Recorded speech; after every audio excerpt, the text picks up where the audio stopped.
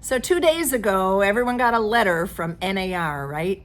And we're not going to find out until July of 2024 how that all shakes out. But we were sitting here having a cup of coffee this morning thinking about you and thought we would send you a quick message. And it was reminded of a quote from Floyd. Oh yeah, the quote from Floyd. The change is not here yet. The change is in the future. So the question is, can you make it to the future? Thank you, Floyd, for getting our minds straight. Thinking about that, I can guarantee you there's 4 ways to not make it to the future. And the first is to panic. You've seen those memes, keep calm and whatever. Well, Prospect. Keep calm and prospect.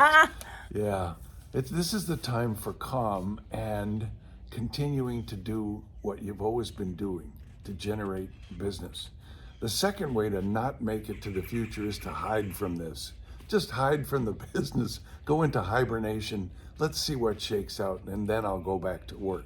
No, don't hide, or stop doing what you've been doing, or deny that there's any change going on, because there is change. And whenever there's change, there's vulnerability. But you know what else there is when there's change? There's always opportunity. And who's better prepared to take advantage of this opportunity than Wickman trained agents? Nobody. That's you. So we've been transported back to the Wild West. Yeehaw! If you're looking for answers, they ain't out there yet.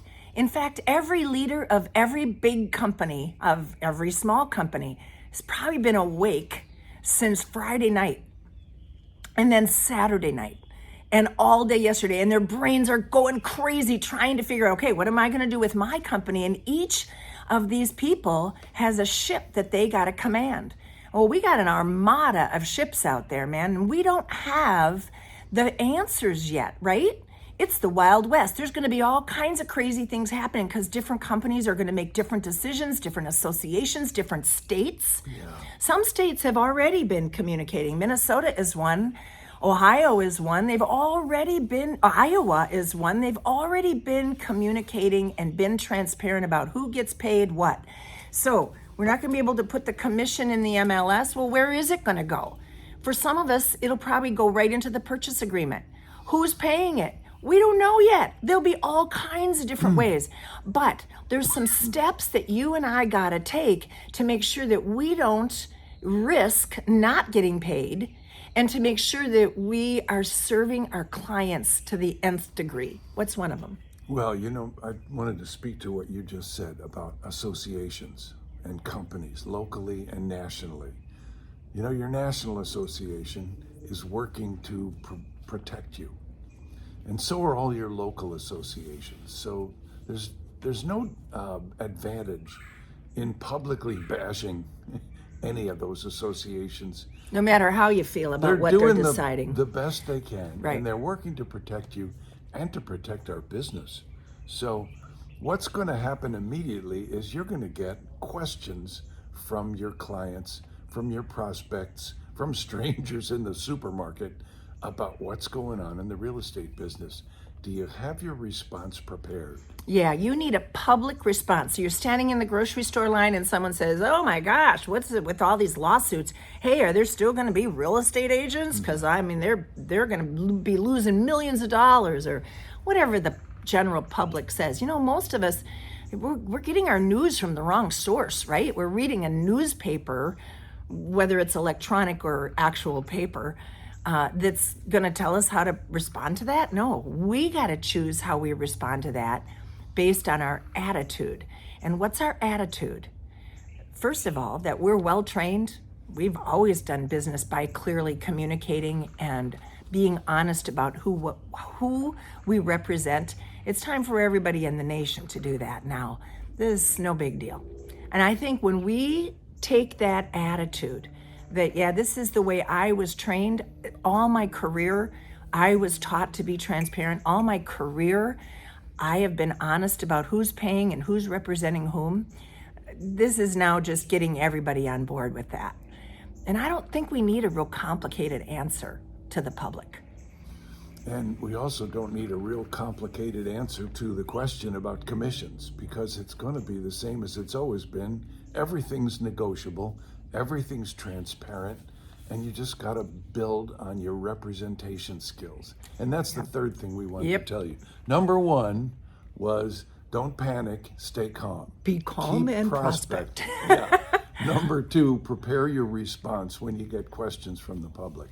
But number three, and here's the real important message and the reason we're talking to you this morning. Brush off your presentation skills. They've got to be sharper than ever. First of all, with buyers. We got to have a value proposition with buyers. What is a reason why we're worth paying? And second, it's also going to impact your listing presentation. So you got to make your presentation skills as sharp as they've ever been, maybe even sharper. That's right. So dust off your old Wickman stuff. You remember the polka? Remember how you explain agency right at the beginning to both buyers and sellers? You know, the media is saying, oh, this is a buyer thing, but truly it's a buyer and seller thing. And I said Wild West. So keep that in mind, man. You got to be the most skillful gunslinger out there. Everybody's going to still get paid some way or another. Might be different ways for a while.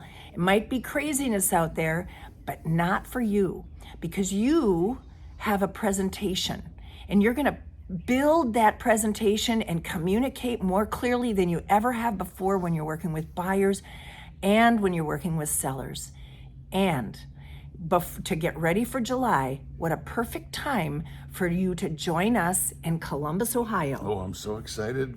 Everybody's going to come there with so much experience presenting this, and we're all going to put our heads together. You're going to get the best of Wickman and the best of all of you, and we're going to leave there with the ultimate presentations for both buyer and seller.